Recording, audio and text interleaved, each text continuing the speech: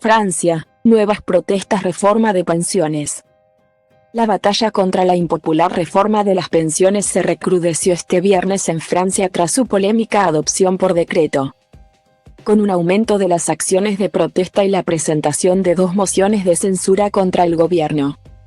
Con la circunvalación de París cortada durante media hora, liceos bloqueados, 10,000 toneladas de basura acumuladas en la capital o la invasión de vías férreas en Burdeos y Tolón. El malestar de los franceses tomó múltiples formas. Sentimos este anuncio, del gobierno, como un insulto. Hace semanas que no nos escuchan. Esto generó mucha ira, declaró a la AFP Philippe Melaine, un profesor de un liceo de Rennes, donde más de 2,000 personas se manifestaron el viernes. La víspera, el presidente liberal Emmanuel Macron decidió adoptar su reforma, sin someterla al voto de los diputados. Al temer una derrota en el Parlamento, en virtud de un mecanismo legal pero controvertido, el artículo 49(3) de la Constitución. Su objetivo es retrasar la edad de jubilación de 62 a 64 años para 2030 y adelantar a 2027 la exigencia de cotizar 43 años, y no 42 como ahora, para cobrar una pensión completa. 2 de cada 3 franceses, según los sondeos, se oponen. Para impedirlo, la oposición presentó este viernes 2 mociones de censura, una del grupo independiente Lyot y otra de la ultraderecha, que, en caso de adoptarse, harían caer el gobierno de la primera ministra Elisabeth Borne y, a su vez, la reforma. Pero está complicado. El gobierno está bajo presión. Para los observadores, el uso del artículo 49(3), en lugar de someter su plan a votación, supuso un fracaso y simboliza la debilidad de Macron, que se juega con esta reforma su capacidad de actuar durante su segundo mandato. El presidente podría salvar los muebles anunciando que la ley será derogada tras esta adopción antidemocrática. Pero no es propio de él escuchar a los franceses, reza el editorial del diario de izquierda Libération. Por el momento, la decisión impulsó una contestación en las calles, que había perdido fuerza en los últimos días tras vivirse el 7 de marzo la mayor protesta contra una reforma social en 3 décadas con entre 1,28 y 3,5 millones de manifestantes, a llamado de los sindicatos.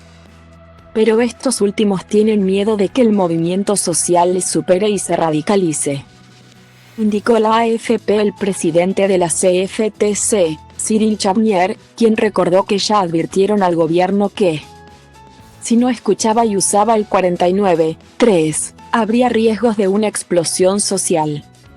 En la noche del jueves, la policía de Francia intervino con cargas, gases lacrimógenos y cañones de agua para dispersar a los manifestantes congregados en la Plaza de la Concordia, cerca de la Asamblea Nacional. También se registraron incidentes en Rennes, Nantes y Lyon. Hubo 310 detenidos.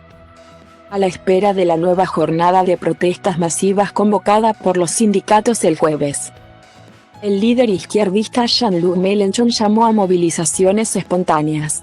El ministro del Interior, Gérald Darmanin, advirtió que no las permitirá ni el desorden tampoco. El sector de la energía, punta de lanza de las huelgas prorrogables desde hace 10 días, recrudeció su pulso. La CGT del grupo Total Energies anunció la suspensión de la actividad en su refinería en Normandía. Tras el 49(3), la primera ministra aparece muy debilitada, tras defender durante meses el diálogo con la oposición para intentar aprobar la reforma. Nuestra vocación es continuar gobernando, subrayó en la radio France Inter el vocero del Ejecutivo, Olivier Véran. A inicios de la próxima semana, el gobierno de Francia enfrentará 2 mociones de censura. La presentada por Lyot puede recabar el máximo de apoyos, pero por el momento se quedaría a unos 30 votos de los 287 necesarios para hacer caer el gobierno y la reforma. El Frente de Izquierdas NUPES, el grupo ultraderechista de Marine Le Pen y los diputados de Lyot votarán a favor. Pero no el partido opositor de derecha, los republicanos, que negoció con el oficialismo la reforma. pese al rechazo de unos 20 diputados disidentes. En este pulso, Macron, reelegido en abril hasta 2027 y a quien no le afecta la moción, amenazó incluso con disolver la Asamblea, si finalmente ésta tumbaba su reforma. Según los sondeos, la extrema derecha sería la beneficiada de un adelanto electoral.